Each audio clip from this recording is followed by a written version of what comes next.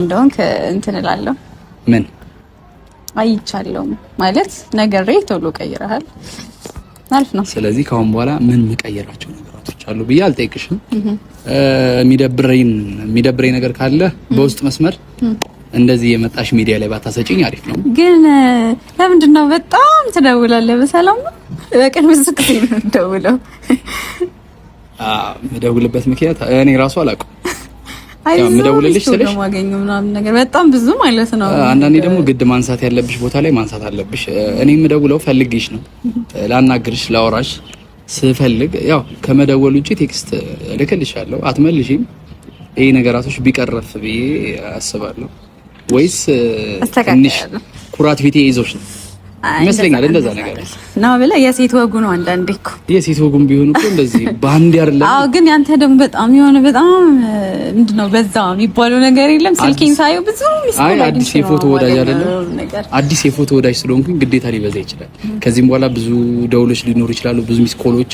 ግን እያየሽ ፍቅር ለሽታ አበባ ለበሽታ አበባ ሲሸተኝ እኔ ለምሳሌ ያጦለጉደኛል። ሰላም ጤና ይስጥልኝ ክብራንና ክብራን አርማይ ተመልካቾቼ፣ የፍቅር ጀማዓ በሙሉ እንዴት ቆያችሁ? እንዴት ናችሁ? ዛሬ ቀናችሁ ፏ ብትን እንዳለ ባለሙሉ ተስፋ ነኝ። እንግዲህ አሚሩ ቲዩብ በጣም ደስ የሚል አብርሽና እንግዲህ ሄርሜላ ያው አስተዋውቆታል። ፍቅረኛው ዛሬ አበባ ሲሰጣት አበባ የሰጠኸኝ እኮ ግን ትርጉም አለው ብላ ልቡን ድንግጥግጥ አደረገችው። እሱማው ትርጉም አለው። አንድ ሰው አበባ ሲሰጥሽ ይወድሻል፣ ያፈቅርሻል። እንደዛ ነው አይደል እንዴ? ግን ልጅቷ አሚሩ እየደጋገምክ ትደውልብኛለህ እና ፍቅር ሲጀምር እኮ አስሬ ነው እኮ ሰው የሚደውልብሽ። ፍቅር ነው ካልተደዋወለማ ከባድ ነው። ፍቅር ነው። ስለዚህ ቢደውልልሽ ምንም የሚያስጨንቅ ነገር አይደለም። ስለዚህ አሚሩ እኔ እረዳሃለሁ።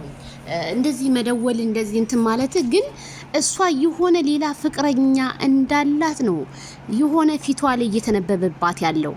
ቤተሰብ አሚሩ ደግሞ የሆነ እንዴት ነው ትዳር ስለሆነ በፕራይቬት ሻይ ቡና እያልን ብናወራ ይሻልም ወይ? አያችሁ አሚሩ ስነ ስርዓቱ አያሚሩ ለካ ከማይክል ጃክሰን ጋር የዋለ ጀንተልማን ሆኖ ነው ያየሁት። ወርቁ አላየሁትም። እንግዲህ ሄርሜላና ማይክል ጃክሰን ያጋቡት ወይም ያፋቀሩት እንግዲህ የሚያደነግጥ ነገር ነግረዋለች። እሱ ግን በጣም ደነጋግጧል።